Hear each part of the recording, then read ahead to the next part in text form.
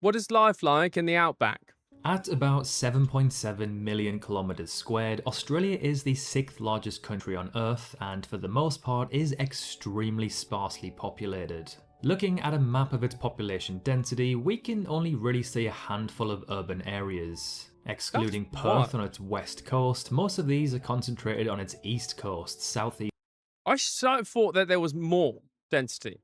I swear, like even the in the north, there's a lot more like cities. But I'm not even seeing like a blue patch there.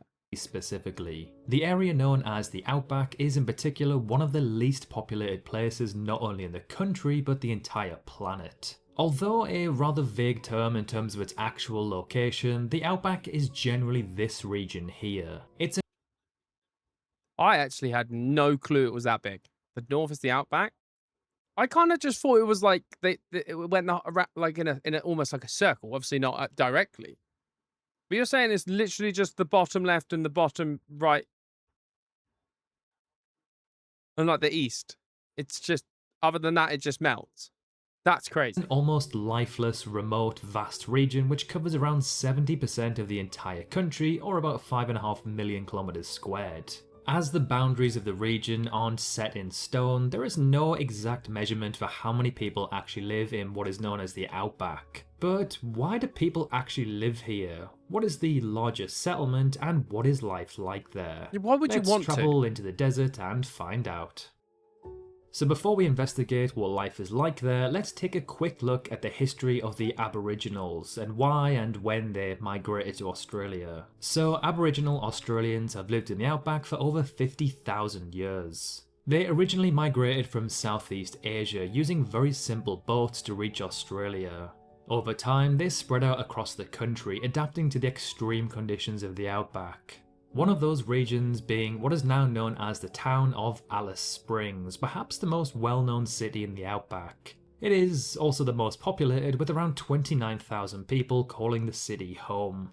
So this is where That the doesn't look city too is bad. located, It's just somewhat in the in the middle. middle of the country. It's roughly a 29-hour drive away from Sydney or Perth, or a 15-hour drive from Darwin/Adelaide. Right, before we find out, why would you live there?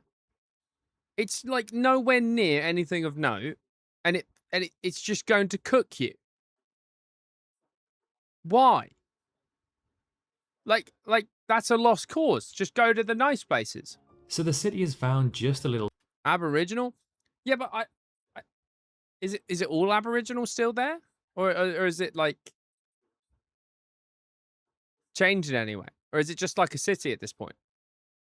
north of Lambert Centre, which is recognised as the official geographical centre point of the country. Now, when I searched for it on Google Maps, I thought it was just down the road, maybe an hour away max. But no, it turns out it's over 5 hours drive away, That's even 5 though on the map hours. it looks relatively close. The same applies to Uluru or Ayers Rock, which on a map looks like it's just around the corner, but in fact it's again about a 5-hour drive away. That's So this crazy. is what the city actually looks like. It's a very small suburban town with low-rise buildings against a backdrop of rugged red desert landscapes. There are no tall buildings, nothing flashy or particularly stand out, just a sea of green trees and houses amongst the Martian-like scenery. The Is there an city is airport? part of the Northern Territory and is actually the region's second most populated city, only behind Darwin. Showing just how low the population of the territory is, if a city Probably with said Darwin. 29,000 ranks second. For reference, the next largest city is Catherine, with just 6,000 people. In fact, the entire territory's population is around 232,000. So, but how is that top bit like the outback when that like looks quite green on the map? And like even the small towns in the outback, to me, the outback sounds like somewhere that you just should not exist in. Like it's just going to be like scorching heat, like desert vibes. Like why would that be still considered part of it? Surely it should just be the no go zone.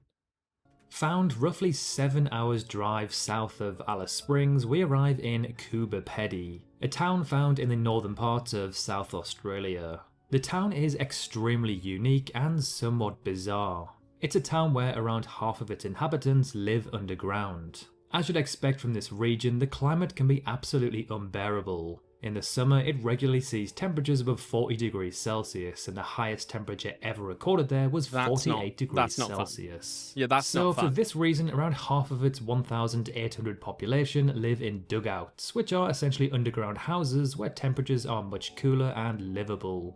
The town is primarily known for its opal mining, which is the field most of its residents work in. They live underground. And also, I might be misremembering, but isn't there a video or like a story about these like mining towns, and one of them got like absolutely messed up by like some dust? Am I misremembering that? So it's basically like you live underground, and then there's like potentially lethal like mining operations.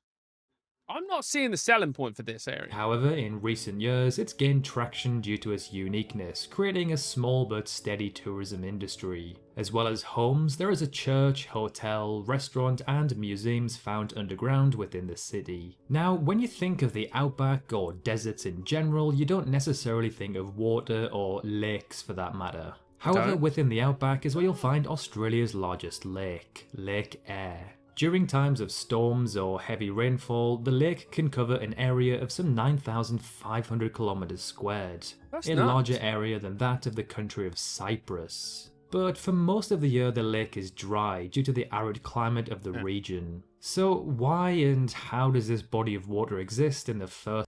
It makes sense that the outback has like a really bipolar lake. You know, sometimes it absolutely loves life, and then other times it's just dead to the world. Yeah, that makes sense. Place. Well, this is due to the fact that the lake is part of what is known as a closed drainage basin. Basically, if there is water, it has nowhere else to go but this lake. The lake then collects this water, and then it eventually dries up in the heat of the summer. It's kind of crazy that the outback is so large that it touches almost every state in the country. It of course isn't in Tasmania, as that's an island state with a more temperate climate which is lush and green. There are parts of Victoria that are semi-arid, but generally none of Victoria is considered to be part of the outback. And then there is ACT, which is the Australian Capital Territory, a tiny region that encompasses the capital Canberra, located much further southeast, like Tasmania. Well, they have a place called Wagga Wagga. Right, okay. Wollongong. Yes! Encompasses the capital Canberra, located much further southeast, like Tasmania has more of a temperate climate. Now, when you think of Queensland, Australia, what pops into your head? For me, I instantly think of tropical rainforests. However, that only covers around 10% of the state, and in fact about 80% is arid desert / the outback. Within this 80%, we have Boulia, a town with a population of only around 300. This is what it looks like. Again, similar to Alice Springs, it's a town full of detached low-rise buildings with not much going on and a red Martian-like background. There is one unique thing that goes on in this town, however, which is what it's nationally known for. So every year in the third week of July, it hosts Australia's national camel races. What? It's a 3-day event where people race on camels over a distance of 1,500 meters, the record of which is 2 minutes and 45 seconds, which is That is the most Australian thing I've ever seen. You imagine racing camels? That's nuts. You got people in the UK. I'm going to go put a bet on the horses, and it's just like that's so like otherworldly. It also really does look like it's on Mars. Like there's like Mars, but with like the occasional tree and actually water. It's actually only 43 seconds faster than the human record.